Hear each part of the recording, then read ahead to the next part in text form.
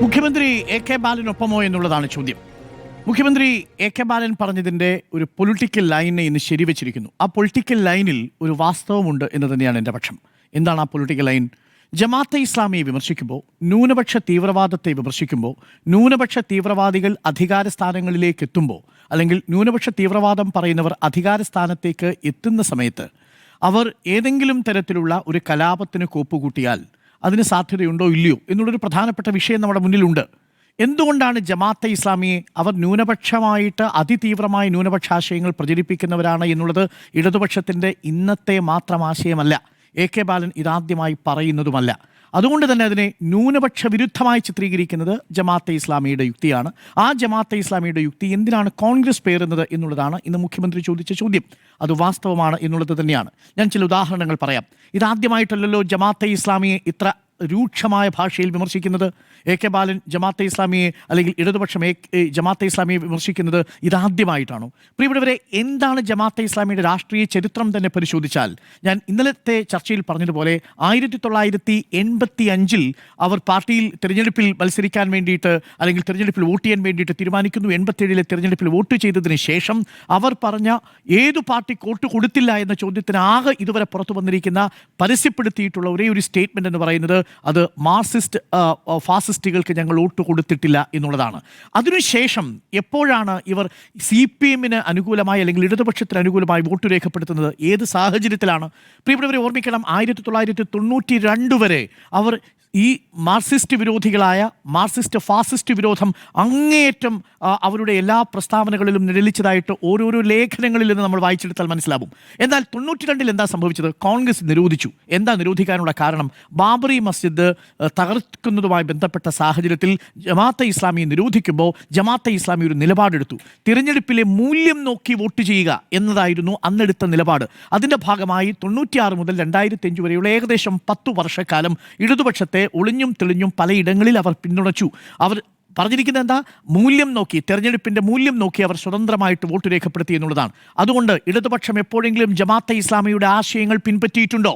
എപ്പോഴെങ്കിലും ജമാഅത്തെ ഇസ്ലാമിയുടെ ശബ്ദമായി ഇടതുപക്ഷം മാറിയിട്ടുണ്ടോ? ഇല്ല എന്നുള്ളതാണ് വാസ്തവം. ഞാൻ 2 ഉദാഹരണങ്ങൾ പറയാം. ഒന്ന്, 2010 ജമാഅത്തെ ഇസ്ലാമിയുടെ ആസ്ഥാനമായ ഹിറ സെന്റർ റെയ്ഡ് ചെയ്യുന്നത് ഇടതുപക്ഷത്തിൻ്റെ സർക്കാരാണ്. അന്ന് ഇടതുപക്ഷ സർക്കാർ റെയ്ഡ് ചെയ്യുമ്പോൾ ജമാഅത്തെ ഇസ്ലാമിയോട് ഐക്യപ്പെട്ടിരിക്കുന്ന ഒരു ഭരണകൂടമായിരുന്നു അത്. അതിനുശേഷം സോളിഡാരിറ്റി പ്രവർത്തകരെ വലിയ കിനാലൂരിലെ പ്രക്ഷോഭം സംഘടിക്കുമ്പോൾ പോലീസ് നേരിട്ട രീതി അത് ഇടതുപക്ഷം ജമാഅത്തെ ഇസ്ലാമിയുമായി ചേർന്ന് നിന്ന രീതിയായിരുന്നു അത്. 2010 അതിനുശേഷം അങ്ങനെ 2011 ജമാഅത്തെ ഇസ്ലാമി ഇടതുപക്ഷത്തെ പിന്തുണയ്ക്കുന്നു എന്ന് പറയുന്ന ആശയം വരുന്നത് 2010 ഹിറ സെന്റർ റെയ്ഡ് ചെയ്യുന്നത് ഇടതുപക്ഷത്തിൻ്റെ കാലത്താണ്. അന്ന് വലിയ വിവാദം ഉണ്ടാവും നമ്മൾ കണ്ടില്ല, കിനാലൂരിൽ സംഘർഷം ഉണ്ടാകുന്ന സമയത്ത്. അതിനുശേഷം 2010 19ാം പാർട്ടി കോൺഗ്രസിൽ അന്ന് പിണറായി വിജയൻ എഴുതിയ ലേഖനത്തിൽ പറയുന്നൊരു വളരെ പ്രസക്തമായ വാചകമുണ്ട്. ഞാനിത് വായിക്കാം. അതിനെ കവിഞ്ഞൊന്നും എ കെ ബാലൻ പറഞ്ഞിട്ടില്ല. അന്ന് 2010 പാർട്ടി എടുത്ത നിലപാടിനപ്പുറം ഒന്നും എ കെ ബാലൻ കടന്ന് ജമാഅത്തെ ഇസ്ലാമിയെക്കുറിച്ച് വിമർശിച്ചിട്ടില്ല. എന്തായിരുന്നു അത്? കലാപഭൂമിയിൽ വെറുപ്പിൻ്റെയും ഹിംസയുടെയും തീ കൊളുത്തുന്ന ഏതു ശക്തിയെയും ചെറുത്തു തോൽപ്പിക്കുക എന്നത് കമ്മ്യൂണിസ്റ്റുകാരുടെ അനിവാര്യമായ കർത്തവ്യമാണ്. അതിനാൽ തന്നെ ജമാഅത്തെ ഇസ്ലാമിയുടെ മുഖം മൂടി വലിച്ചു കീറുക എന്ന ദൗത്യവും CPM-നുണ്ട്. ഇത് ഇക്കാലത്ത് എ കെ ബാലനോ പിണറായി വിജയനോ പറഞ്ഞു കഴിഞ്ഞാൽ ഉടനെ ഒരു ഇരവാദം വരും. എന്താണെന്നറിയാമോ? ജമാഅത്തെ ഇസ്ലാമിയുടെ മുഖംമൂടി വലിച്ചു കീറുന്നു എന്ന് പറയുമ്പോൾ ന്യൂനപക്ഷത്തെ ഒന്നാകെ ഇതാ പരിഹസിച്ചിരിക്കുന്നു എന്ന മട്ടിലുള്ള പ്രചരണം ഉണ്ടാവും. അതല്ലേ ഇപ്പോൾ നടക്കുന്നത്? എ കെ ബാലൻ്റെ വാചകത്തെ നിങ്ങൾ സൂക്ഷ്മമായി വിലയിരുത്തുമ്പോൾ അതിൽ പറയുന്ന ഏറ്റവും പ്രസക്തമായ ഭാഗം ജമാഅത്തെ ഇസ്ലാമിയെക്കുറിച്ചാണ്. മുസ്ലിം ലീഗ് പോലും അധികാരത്തിൽ വരുമെന്നല്ല, മുസ്ലിം ലീഗിന് ആഭ്യന്തര വകുപ്പ് കൊടുക്കും എന്നല്ല പറഞ്ഞിരിക്കുന്നത്. മുസ്ലിം ലീഗിന് ആഭ്യന്തര വകുപ്പ് കൊടുക്കുമ്പോൾ കലാപങ്ങൾ ആവർത്തിക്കും എന്ന് പറഞ്ഞു കഴിഞ്ഞാൽ നമ്മുടെ മുന്നിൽ അത് തെളിവില്ല. പക്ഷേ മാറാട് കലാപത്തിലടക്കം എങ്ങനെയാണ് ലീഗിലെ അംഗങ്ങൾ കൂടി പ്രതിയായത്? ഞാനൊന്ന് വായിക്കാം. മാറാട് കലാപവുമായി ബന്ധപ്പെട്ട് 2ാം മാറാട് കലാപത്തിൽ മാധ്യമം ജമാഅത്തെ ഇസ്ലാമിയുടെ പത്രത്തിൽ വന്നൊരു റിപ്പോർട്ട് ഞാൻ വായിക്കാം. 2ാം മാറാട് കലാപ ഗൂഢാലോചന കേസിൽ മുസ്ലിം ലീഗ് നേതാവ് മൈൻ ഹാജി അടക്കമുള്ളവർക്കെതിരെ CBI സമർപ്പിച്ചു. അന്ന് പ്രതികളായി ആദ്യം കണ്ടെത്തിയിരുന്നത് ഇവരിൽ പലരെയും വെറുതെ വിട്ടു, പലരെയും ശിക്ഷിച്ചു. അതിനുശേഷം ആരൊക്കെയാണ്? പ്രദേശത്തെ മുസ്ലിം ലീഗ് നേതാവായിരുന്നു അതിലെ പ്രധാനപ്പെട്ട പ്രതി. അതിനുശേഷം 2ാമത്തെ പ്രതി മൈൻ ഹാജി, NDF നേതാക്കൾ, മാറാട് മഹല്ല് കമ്മിറ്റിയിലെ ചില അംഗങ്ങൾ തുടങ്ങിയവരാണ് മറ്റു പ്രതികൾ. പലരെയും വെറുതെ വിട്ടു. ഞാൻ മനസ്സിലാക്കിയെടുത്തോളം മാറാട് കലാപത്തിന്റെ കേസിൽ CPI-ലെ അംഗങ്ങൾ, ഔദ്യോഗികമായി CPM-ലെ ഏതെങ്കിലും അംഗങ്ങൾ പ്രതിയായതായിട്ട് എന്റെ മുന്നിൽ രേഖകളില്ല. CPM മെമ്പർമാരുണ്ട്, CPM അനുഭാവികൾ അതിലുണ്ട്. മെമ്പർമാർ, എന്നിട്ട് തോമസ് ജോസഫിന് തോമസ് പി ജോസഫ് കമ്മീഷൻ അതിലൊരു പറയട്ടെ, തോമസ് പി ജോസഫ് കമ്മീഷൻ പറഞ്ഞ ഒരു വാചകം ഇതാണ്: NDF-കാർ CPM-ലൂടെ നുഴഞ്ഞു കയറിയിരിക്കുന്നു എന്നുകൂടിയാണ് പറഞ്ഞത്. NDF നിലപാടുള്ളവർ CPM-ലൂടെ കടന്നു കയറിയിരിക്കുന്നു. അതെങ്ങനെയാണ് തോമസ് പി ജോസഫിനോട് കമ്മീഷന്റെ വാചകം? കമ്മീഷൻ റിപ്പോർട്ടിലെ വാചകമാണ്. അല്ലല്ല, പാർട്ടി മെമ്പർമാരാവുന്നത് എങ്ങനെയാ? പാർട്ടി അനുഭാവികളായി ഇടതുപക്ഷ നുഴഞ്ഞു കയറുമ്പോൾ അങ്ങനെയാണ് ഈ കേസിൽ പ്രതിസ്ഥാനത്ത് വന്നിട്ടുണ്ട്. പക്ഷേ അവരിൽ ഏതെങ്കിലും ബ്രാഞ്ച് അംഗങ്ങളാണ് എന്ന് പറയാൻ സ്മൃതിയുടെ കയ്യിൽ തെളിവുകളില്ല. 78 CPM അംഗങ്ങളാണ്. സ്മൃതിയുടെ കയ്യിൽ എന്റെ കയ്യിൽ തെളിവാണ് ഞാൻ പറഞ്ഞത്. തോമസ് പി ജോസഫിന്റെ റിപ്പോർട്ടിലുള്ള കാര്യമാണ് പറഞ്ഞത്. ഇങ്ങനെ പറഞ്ഞിട്ട് കാര്യമില്ല. അല്ല, നോക്കൂ, ആ റിപ്പോർട്ടിൽ CPM-ലെ ഏത് ബ്രാഞ്ചിലെ ഏത് അംഗം ഏത് ബ്രാഞ്ചിലെ അന്വേഷിക്കണം. നമുക്ക് പറയാൻ പറ്റില്ല. തോമസ് പി ജോസഫ് പറഞ്ഞു, നോക്കൂ, നിങ്ങൾ ഈ ഉണ്ടായ കാര്യങ്ങളെ നിങ്ങൾക്ക് മായ്ക്കാൻ പറ്റില്ലെന്നേ. ഒന്നാമത്തെ കാര്യം, എല്ലാ പാർട്ടിയിലും ഉള്ള ആളുകളുള്ള ഒരു പ്രദേശമാണ് അത്. ആ പ്രദേശത്ത് 78 പേരുടെ എണ്ണമാണ് പറഞ്ഞത്. സ്മൃതി പറഞ്ഞു വന്നപ്പോ 78 പേർ CPM-ലെ പ്രതികളാണെന്ന് പറയുന്നത് ശരിയല്ല എന്നതാണ് ഞാൻ പറഞ്ഞത്. കാര്യം CPM അനുഭാവികളായി അങ്ങയുടെ അഭിപ്രായത്തിൽ ശരിയല്ലായിരിക്കാം. 78 അംഗങ്ങളുണ്ട്. ഏത് ബ്രാഞ്ച് കമ്മിറ്റിയിലെ 78 CPM അംഗങ്ങളെ ഒറ്റ ബ്രാഞ്ചിൽ ഞാൻ അതുകൊണ്ടാണ് മാധ്യമത്തിന്റെ റിപ്പോർട്ട് വായിച്ചത്. മാധ്യമ റിപ്പോർട്ട് അങ്ങ് വായിച്ചോളൂ. ഒരു ദിവസം വന്ന വാർത്ത മാത്രം അങ്ങ് വായിച്ചിട്ട് NDF-കാർ CPM-ലൂടെ നുഴഞ്ഞു കയറിയിട്ടുണ്ട് എന്ന് പറഞ്ഞത് തോമസ് പി ജോസഫ് കമ്മീഷൻ മാത്രമല്ല, ഇത് ഞാൻ FIR ആയി പറയുന്നത്. CBI ഇട്ട FIR-ൽ പറയുന്നു, 2ാം മാറാട് കലാപ ഗൂഢാലോചന കേസിൽ ആരൊക്കെയാണ് പ്രതിസ്ഥാനത്ത് നിൽക്കുന്നത്? ലീഗിലെ നേതാക്കളാണ് 1ാം സ്ഥാനത്ത് നിൽക്കുന്നത്, പ്രാദേശിക ലീഗ് നേതാവടക്കം. അതുകൊണ്ട് 78 ശരിയാവും. എങ്ങനെയാന്ന് വെച്ചാൽ NDF-കാരുണ്ട്, ഈ പറയുന്ന ലീഗാണ്. ഒറ്റ വിയോജിപ്പേ ഉള്ളൂ. ഇടത് CPM-ന്റെ അനുഭാവികൾ ഉണ്ടായിരുന്ന കാര്യം ഞാൻ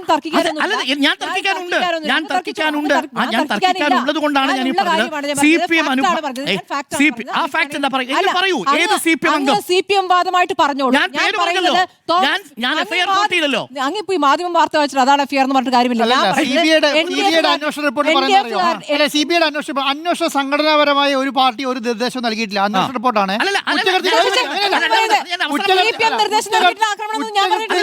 വ്യക്തികളുടെ ഗൂഢാലോചനയും പങ്കാളിത്തമാണ് ചാർജ് ഷീറ്റ്. നോക്കൂ, CPM നേതൃത്വം നൽകിയെന്നൊന്നും പറയരുത്. ഞാൻ പറഞ്ഞില്ല. അംഗങ്ങളാണ്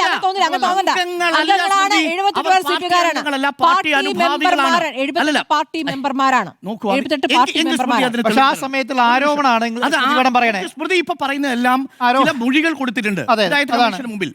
മറുഭാഗത്തുള്ള ആളുകൾ അതിൽ പറഞ്ഞിരിക്കുന്നത് എന്താ അറിയോ? CPM അംഗങ്ങളെന്നല്ല, NDF-ലൂടെ നുഴഞ്ഞു കയറിയവരെന്നാ പറഞ്ഞിരിക്കുന്നത്.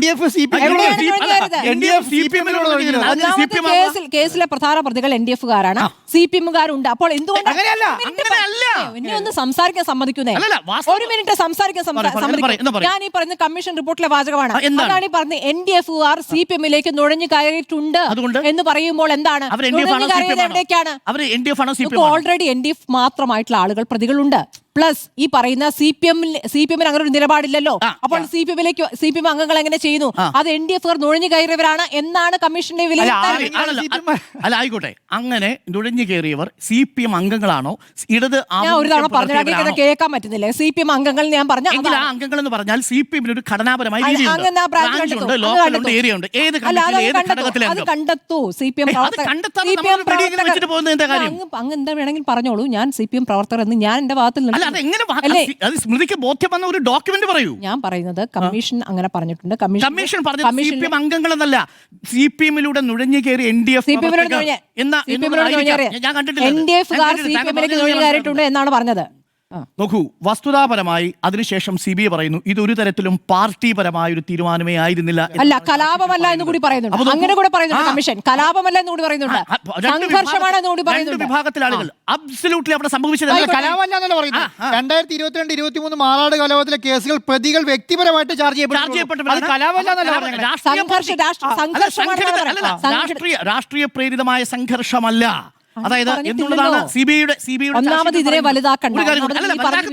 ഞങ്ങളല്ലോ വലുതാക്കിയത്. സ്മൃതി അതിനകത്തൊരു പാർട്ടിയുടെ പേരിൽ 78 പേർ പ്രതികളുണ്ടെന്ന് പറഞ്ഞപ്പോൾ വസ്തുതാപരമായി സ്മൃതിക്ക് അത് സ്ഥാപിക്കാൻ കഴിയുമെന്ന് മാത്രം ഞാൻ ഇത്രേ പറഞ്ഞു. 78 എന്ന അംഗമുണ്ട്. അന്നത്തെ വാർത്തകളും ഞാൻ വായിച്ചത്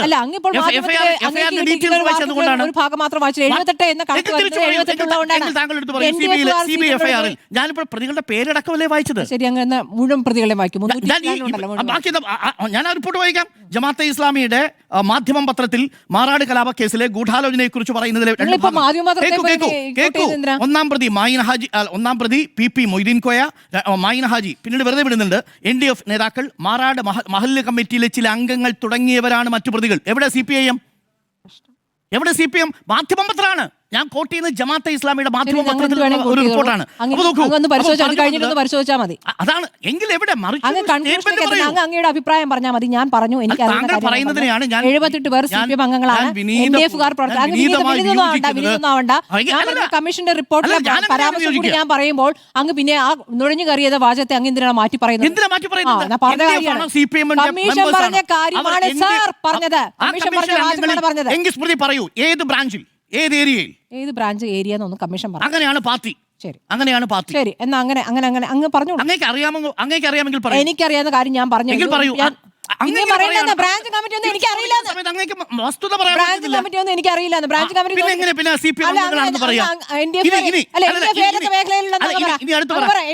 ലീഗ് ഏതൊക്കെ മേഖലയിലാണ്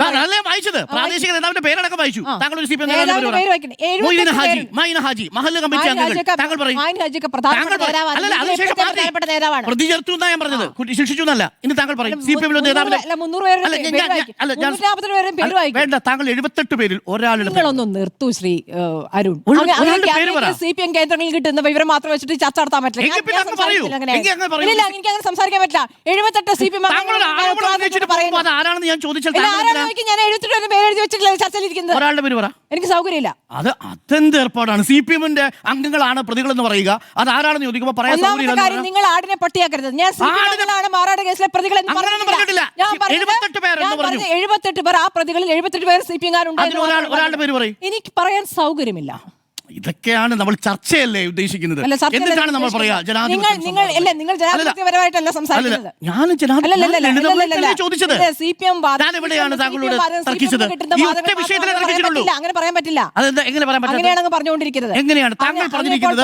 റിപ്പോർട്ടിന്റെ അടിസ്ഥാനത്തിൽ പ്രത്യേക മേഖലയിൽ നിന്ന് വിവരമാണ് അങ്ങ് പറഞ്ഞോളൂ. അല്ല, ഞാൻ വായിച്ചത് പത്രത്തിലാണ്, മാധ്യമ പത്രത്തിലാണ്. അങ്ങേക്ക് ഇത്രയും കാലം ഇല്ലാത്ത മാധ്യമ പത്രത്തിലെ ഒരു ഭാഗം എനിക്ക് അറിയാന്നേ. നിങ്ങൾ ഗൂഗിൾ ചെയ്തോളൂ. ഗൂഗിൾ ചെയ്ത് വായിച്ചോളൂ. ഇതെന്താണ് സ്മൃതി? മാധ്യമ പത്രത്തിൽ വായിച്ചാലും സ്മൃതി സമ്മതിക്കില്ലെന്ന് പറഞ്ഞാൽ എന്താ ചെയ്യാ? ഇനി അപ്പം ആ കാര്യത്തിൽ പ്രേക്ഷകർക്ക് തീരുമാനമുണ്ടോ? തീരുമാനിച്ചോട്ടെ, പ്രേക്ഷകർ തീരുമാനിച്ചോട്ടെ. അപ്പൊ നോക്കൂ, അല്ല ഞാൻ കൺക്ലൂഡ് ചെയ്തല്ല, അതൊക്കെ എന്റെ അവകാശമാണ്. ഞാൻ എന്ത് പറയണം എന്നുള്ളത്. പക്ഷെ കൺക്ലൂഡ് ചെയ്യാന്ന് പറഞ്ഞാൽ ഈ ചർച്ചയുടെ എന്റെ അഭിപ്രായമാണ്. എന്റെ അഭിപ്രായം പ്രേക്ഷകർക്ക് മനസ്സിലായി. ശരി. ഇനി ഞാൻ ഒന്നുകൂടി അത് വായിക്കാം. എന്താണ് 2010 പറഞ്ഞത്? അത് പറഞ്ഞതിൽ ഒരു വാചകമെങ്കിലും അതിനേക്കാൾ കൂടുതൽ ഏതെങ്കിലും വീര്യമുള്ള ഒരു വാചകം AK ബാലൻ പറഞ്ഞിട്ടുണ്ടോ എന്നുള്ളതാണ് പ്രധാനപ്പെട്ട കാര്യം. അന്ന് 2010 പിണറായി വിജയൻ പറഞ്ഞ വാചകം ഒരിക്കൽ കൂടി ഞാൻ വായിക്കാം. കലാപഭൂമിയിൽ വെറുപ്പിന്റെയും ഹിംസയുടെയും തീ കൊളുത്തുന്ന ഏതു ശക്തിയെയും ചെറുത്തു തോൽപ്പിക്കുക എന്നത് കമ്മ്യൂണിസ്റ്റുകാരുടെ അനിവാര്യമായ കർത്തവ്യമാണ്. അതിനാൽ തന്നെ ജമാഅത്തെ ഇസ്ലാമിയുടെ മുഖം മൂടി വലിച്ചു കീറുക എന്ന ദൗത്യവും CPM-നുണ്ട് എന്ന് അന്ന് പിണറായി വിജയൻ പറയുന്നു. ഒരു നിമിഷം, ഞാൻ എൻ്റെ സമയമാണ്, തീർക്കട്ടെ. ഇതിനുശേഷം അന്ന് ഈ വാചകം ഇന്നാണ് പറയുന്നതെങ്കിൽ ഇതേ ഇരവാദം തന്നെ ഉന്നയിക്കും. അത് തന്നെയാണ് ഇപ്പോഴും ഉന്നയിക്കുന്നത്. അതുകൊണ്ട് മുഖ്യമന്ത്രി പറഞ്ഞതിനകത്ത് രാഷ്ട്രീയ യുക്തിയുണ്ട് എന്ന് തന്നെയാണ് ഞാൻ മനസ്സിലാക്കുന്നത്. ജമാഅത്തെ ഇസ്ലാമിയെക്കുറിച്ച് വിമർശിക്കുമ്പോഴോ ന്യൂനപക്ഷമായിട്ടുള്ള ഏതെങ്കിലും തരത്തിലുള്ള വർഗീയത പറയുന്ന സംഘടനകൾ അതേതുമാവട്ടെ അവയെക്കുറിച്ച് പറയുമ്പോൾ ന്യൂനപക്ഷങ്ങൾക്കെതിരെ സംസാരിക്കുന്നു എന്ന തരത്തിലുള്ള ഇരവാദം പ്രചരിപ്പിക്കാൻ ശ്രമിക്കുന്നത് ശരിയല്ല എന്നുള്ളതാണ് ഒരു കാര്യം കൂടി പറഞ്ഞ് ഞാൻ അവസാനിപ്പിക്കാം. ഇതാദ്യമായിട്ടല്ലല്ലോ AK ആന്റണി പറഞ്ഞതിനെ നമ്മൾ എന്തിനാ ലഘൂകരിക്കും? ഇന്ന് മുഖ്യമന്ത്രി പറഞ്ഞൊരു പ്രധാനപ്പെട്ട കാര്യമല്ലേ, ന്യൂനപക്ഷം സംഘടിതമായി വിലപേശുന്നു എന്നാണ് AK ആന്റണി പറഞ്ഞത്. എപ്പോഴാ? 2003 ശേഷം. എപ്പോ? മാറാട് കലാപത്തിന് ശേഷം സംഘടിതമായി ന്യൂനപക്ഷം വിലപേശി ചില സ്ഥാനങ്ങൾ അവർ സ്വന്തമാക്കുന്നു എന്നൊരു വിമർശനം AK ആന്റണി ഉന്നയിച്ചില്ലേ? കേരളം ഏറ്റവും കൂടുതൽ ചർച്ച ചെയ്തല്ലേ? അന്ന് ജമാഅത്തെ ഇസ്ലാമിയെ കുറിച്ചല്ലല്ലോ പറഞ്ഞത്, ന്യൂനപക്ഷത്തെക്കുറിച്ചല്ലേ പറഞ്ഞത്. അന്ന് പറഞ്ഞത് ഏത് പാർട്ടിയെക്കുറിച്ചാ? അത് മുസ്ലിം ലീഗിനെ കുറിച്ചല്ലേ പറഞ്ഞത്. അന്നില്ലാത്ത പൊള്ളൽ എങ്ങനെയാണ് ജമാഅത്തെ ഇസ്ലാമിയുടെ കാര്യം പറയുമ്പോൾ ഉണ്ടാകുന്ന പൊള്ളലായിട്ട് മാറുന്നത്? That is number 1. അന്ന് 5ാം മന്ത്രി സ്ഥാനം വരുമ്പോൾ പ്രതിപക്ഷ നേതാവ് എന്താ പറഞ്ഞത്? അത് രാഷ്ട്രീയമായ പക്വപരമായ ഒരു തീരുമാനമായിരുന്നു എന്നാണോ? അല്ലല്ലോ. ജമാഅത്തെ ഇസ്ലാമിയെ കുറിച്ച് അല്ലല്ലോ പറഞ്ഞത്, അന്ന് മുസ്ലിം ലീഗിനെ കുറിച്ചാണല്ലോ പറഞ്ഞത്. അന്നില്ലാത്ത പൊള്ളൽ എന്താ ഇപ്പോൾ ജമാഅത്തെ ഇസ്ലാമിയെ കുറിച്ച് പറയുമ്പോൾ ഉണ്ടാവുന്നത്? ഇതാണ് ഇതിലെ രാഷ്ട്രീയമായ ചോദ്യം. ആ രാഷ്ട്രീയ ചോദ്യം മുഖ്യമന്ത്രി എന്ന് പറഞ്ഞതിനോട് ഞാൻ പൂർണ്ണമായിട്ടും യോജിക്കുന്നു. ഒരു കാര്യം കൂടി പറഞ്ഞ് അവസാനിപ്പിക്കാം. അത് ഏതെങ്കിലും തരത്തിൽ ലീഗിനെ കുറിച്ച് ഈ സമയം പറഞ്ഞിട്ടില്ലാന്നേ. അല്ല, ഈ സമയം മുസ്ലിം, ഞാൻ പറഞ്ഞ രാഷ്ട്രീയ പാർട്ടി എന്നുള്ള നിലയ്ക്ക് മുസ്ലിമിനെ വിമർശിക്കാത്ത പ്രശ്നമൊന്നുമില്ല, വിമർശിക്കാം. പക്ഷേ ഈ സമയം വരെ മുസ്ലിം ലീഗിനെ കുറിച്ച് പറഞ്ഞിട്ടില്ല. ആകെ ജമാഅത്തെ ഇസ്ലാമിനെ കുറിച്ചും SDP കുറിച്ചും മാത്രമേ പറഞ്ഞിട്ടുള്ളൂ. മാത്രമല്ല, മുസ്ലിം ലീഗ് ജമാഅത്തെ ഇസ്ലാമിയെ ഉൾക്കൊള്ളുന്നത് എങ്ങനെയാണ് എന്ന രാഷ്ട്രീയ ചോദ്യമാണ് ചോദിച്ചിരിക്കുന്നത്. ലക്ഷക്കണക്കിന് പാർട്ടി പ്രവർത്തകർ മുസ്ലിങ്ങളില്ലേ ഈ CPM-ല്?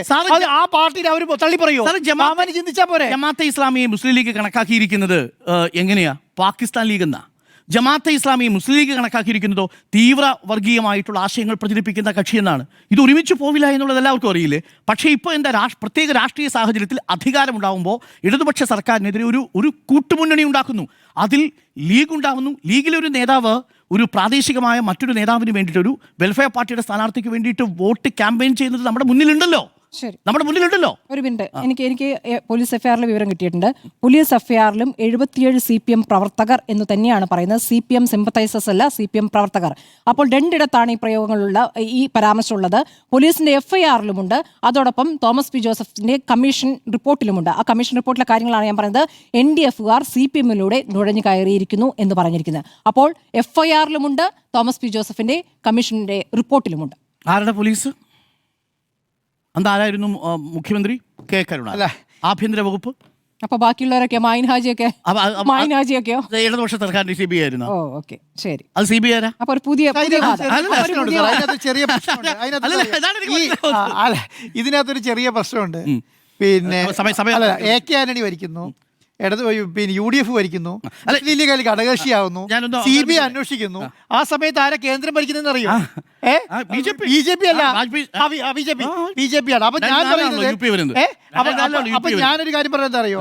ആ സമയത്ത് ക്ലാരിറ്റിയോട് കൂട്ടിയിട്ടാണ് അവിടുത്തെ അന്വേഷണ സംഘം ഇതിന്റെ അകത്ത് വ്യക്തിപരമായ പ്രശ്നങ്ങളെ ഉള്ളൂ എന്ന് പറയാനുള്ള കാരണം. അതെന്തുകൊണ്ടാണ്? അവിടെ രാഷ്ട്രീയം ഇല്ലാത്തത് കൊണ്ടല്ല. അവിടെ ഇനി ഈ സാധനം അതുകൊണ്ടാണ് ഈ 62 ഇതിൽ നിന്ന് വായിച്ചെടുക്കേണ്ടതായി മനസ്സിലാക്കുന്നത്, ഇടതുപക്ഷം ഭരിച്ച കഴിഞ്ഞ 9 വർഷവും കലാപബാധിതമായ ഏതെങ്കിലും ഒരു സാഹചര്യം ഉണ്ടായിട്ടില്ല, അല്ലെങ്കിൽ കലാപത്തിനുള്ള സാഹചര്യം ഉണ്ടായിട്ടില്ല എന്നുള്ളതാണ്. വഖഫ് നമ്മളെല്ലാവരും ഭയപ്പെട്ടിരുന്നതാണ്. പക്ഷേ വഖഫിന്റെ കാര്യത്തിൽ പോലും എത്ര സമചിത്തതയോടു കൂടിയാണ് സർക്കാരും കേരളത്തിലെ പൊതുസമൂഹവും ഇടപെട്ടത്. അതിനകത്ത് ലീഗ് അടക്കമുള്ളവർ ഇടപെട്ടു. അതിനകത്ത് ഒരു സംശയമില്ല. വളരെ സമാധാനത്തോടു കൂടിയാണ് ലീഗിനെ ആരും കുറ്റം പറയുന്നില്ല. ലീഗിനെ കുറ്റം പറയണം, എങ്ങനെ രാഷ്ട്രീയമായി നിങ്ങൾ അതെ, പക്ഷെ അതിനെ വർഗീയമായിട്ടല്ല കണക്കാക്കുന്നത്. വർഗീയ കക്ഷികളുമായി ലീഗിനില്ല സാറേ. ഞാൻ ചോദിക്കുന്നത്, ഈ പിണറായി വിജയന്റെ ഈ പ്രസ്താവനയ്ക്കെതിരെ ലീഗ് പ്രസിദ്ധീകരിച്ച് കണ്ടോ നിങ്ങൾ? ലീഗ് മിണ്ടുന്നില്ല. അതെന്തുകൊണ്ടാണ് ലീഗ് മിണ്ടാത്തത്? അവർക്ക് ആ കാര്യം മനസ്സിലാവുന്നുണ്ട്. ജമാഅത്തെ ഇസ്ലാമിനെ എങ്ങനെയാണ് ഡീൽ ചെയ്യേണ്ടതെന്ന് ലീഗിന് നല്ല ബോധ്യമുണ്ടോ? ഞാൻ പറയുന്നത് എന്താ അറിയോ? ഞാൻ പറയുന്നത് കോൺഗ്രസ് നേതാക്കന്മാരെ കുറിച്ച് മാത്രമാണ്. ആ കോൺഗ്രസ് നേതാക്കന്മാർ പറഞ്ഞു, ലീഗിന്റെ കുഞ്ഞാലിക്കുട്ടി ഈ ജമാഅത്തെ ഇസ്ലാമിനെ കുറിച്ച് എന്തെങ്കിലും ചോദിക്കുന്ന മറുപടി പറയുന്നുണ്ടോ? അതിന് പറയേണ്ട കാര്യമില്ല. അതുപോലെ പിണറായി വിജയന്റെ ഈ പ്രസ്താവനയ്ക്കെതിരെ ലീഗിന് അതൊരു പ്രശ്നമില്ല. പക്ഷെ 77 പ്രതികൾ എഫ്ഐആറിലുണ്ട്, തോമസ് പി ജോസഫിന്റെ കമ്മീഷന്റെ റിപ്പോർട്ടിലുണ്ട് എന്ന് പറയുന്നത് അന്നത്തെ സർക്കാർ ആരാണ് എന്നതിന്റെ അടിസ്ഥാനത്തിലാണ് എന്നാണ് പറയുന്നത്. അപ്പോൾ NDF-കാരുണ്ട്, ലീഗിലെ മായിൻ ഹാജി അടക്കമുള്ള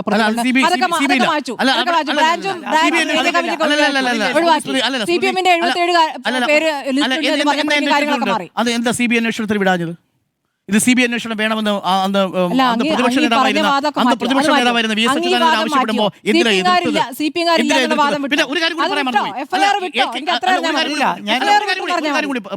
AK ആന്റണി കുഞ്ഞാലിക്കുട്ടിയുമായിട്ട് പോകുന്ന സമയത്ത് കുഞ്ഞാലിക്കുട്ടിയെ പ്രവേശിപ്പിക്കാൻ പറ്റില്ലെന്ന് പറഞ്ഞപ്പോൾ കുഞ്ഞാലിക്കുട്ടിയെ തിരിച്ച് ഗസ്റ്റ് ഹൗസിലേക്ക് കൊണ്ടുപോയി എന്നുള്ളതാണ്. അല്ലെങ്കിൽ തിരിച്ചു മടക്കി കൊണ്ടുപോയി എന്ന് മുഖ്യമന്ത്രി പറഞ്ഞതിനകത്ത് എന്താ തെറ്റുള്ളത്? വസ്തുതയല്ലേ? കുഞ്ഞാലിക്കുട്ടി മടങ്ങി എന്നതാണ് അങ്ങ് മനസ്സിലാക്കാത്ത എന്താ? കുഞ്ഞാലിക്കുട്ടി മടങ്ങുകയാണ്. ബാബറി മസ്ജിദിന്റെ കാലത്ത് അത് കത്തിക്കരുത്, നിങ്ങൾ സംയമനം പാലിക്കണമെന്ന നിലപാട് ഇതേ വർത്തമാനം എളമരം കരീമിനോട് ഒരു ഭാഗത്ത് അന്നത്തെ മന്ത്രിയായിരുന്ന അങ്ങനെയാണെങ്കിൽ ഇപ്പൊ എന്തിനാ എടുത്തു പറയേണ്ടത്? അന്നത്തെ മന്ത്രിയായിരുന്ന പി. കെ. കുഞ്ഞാലിക്കുട്ടിയുടെ കാര്യം പറഞ്ഞല്ലോ. അതെ, അതെ, ഇളമരം അതെ, പറഞ്ഞാൽ അതെ, മതി. അതെ, എന്തിനാ പറഞ്ഞത്? പി. കെ. കുഞ്ഞാലിക്കുട്ടിയും എ. കെ. ആന്റണിയും കൂടി വരുന്നു. നിങ്ങൾ കടക്കരുതെന്ന് അവിടെയുള്ള ഒരു വിഭാഗം ആളുകൾ അവർ പറയുന്നു. ഭരിക്കുകയാണ്. അതിന് മടങ്ങുന്നു. അവരുടെ സർക്കാരാണ്. അതിന് മടങ്ങുന്നു. ആ സർക്കാരിന്റെ സമയത്ത് ഒരു പ്രദേശത്തേക്ക് അതാണ് കടക്കരുതെന്ന് പറയുമ്പോൾ അവിടെ സംഘർഷം മടങ്ങുന്നു. ഉണ്ടാകുമ്പോൾ സംഘർഷത്തിൽ പോകാതെ മടങ്ങിയാണ് പക്വത. അതാണ് രാഷ്ട്രീയ പക്വത. മറുഭാഗത്ത് VK മുഹമ്മദ് കോയ, ഇളമരം കരീം, ഒരു മുൻ MLA-യും MLA-യും കൂടി അവിടേക്ക് വരുന്നു. ആ സമയത്തും കടക്കരുതെന്ന് കേട്ടു. കടക്കാതിരുന്നോ? കടന്നുപോയി. അത് വെല്ലുവിളിച്ചുകൊണ്ടല്ല, അവിടെ ഒരാളുടെയും ഇടയിൽ വഴങ്ങിക്കൊടുക്കുന്നതല്ല കലാപത്തിന്റെ സമയത്ത്. ഏതെങ്കിലും ഒരു ഭാഗത്തിന്റെ അധീശത്വം നിലനിർത്തുന്നതിലല്ല, അവിടെ രാഷ്ട്രീയമായിട്ടുള്ള നിയന്ത്രണം ഏറ്റെടുക്കുന്നതിലാണ് ഇച്ഛാശക്തി, അതല്ലാതെ കീഴടങ്ങുന്നതിലല്ല എന്നത് മാത്രമാണ്. അത് തന്നെയാണ് സംഭവിച്ചത്. അതാണ് പറഞ്ഞത്, രണ്ടാം മാറാട് കലാപം ഉണ്ടാകുന്ന സമയത്ത് ഉണ്ടാകുന്ന ഏറ്റവും വലിയ പ്രശ്നം എന്താ അറിയോ? അവിടുത്തെ പോലീസ് വീഴ്ചയാണ്. ആ പോലീസ് വീഴ്ചയാണ് ഈ കേരളത്തിലല്ല, ഇന്ത്യയിൽ. ഗുജറാത്തിലല്ലാതെ ഒരു കലാപം നടന്ന് 15 മാസത്തിനുള്ളിൽ ഒരു തുടർ കലാപം ഏകദേശം അതേ പ്രദേശത്ത് തന്നെ നടക്കുന്നുണ്ടെന്ന് പറഞ്ഞാൽ ആരുടെ വീഴ്ചയാ? അത് പോലീസിന്റെ വീഴ്ചയല്ലേ? ആ പോലീസ് UDF എന്തുകൊണ്ട് അങ്ങനെ വീഴ്ച വരുന്ന അറിയോ? കുറച്ച് ആൾക്കാർ അവിടെ കൂടെ നിന്നിട്ട് പറയാണ് ഒരു മുസ്ലിമുകളെ ഇങ്ങോട്ട് കടക്കരുത് തിരിച്ചു പോയിക്കോളാൻ പറയുന്ന ശൈലിയിലേക്ക് മാറി എന്നുള്ളത്. അതാണ് വീഴ്ച എന്ന് പറയുന്നത്.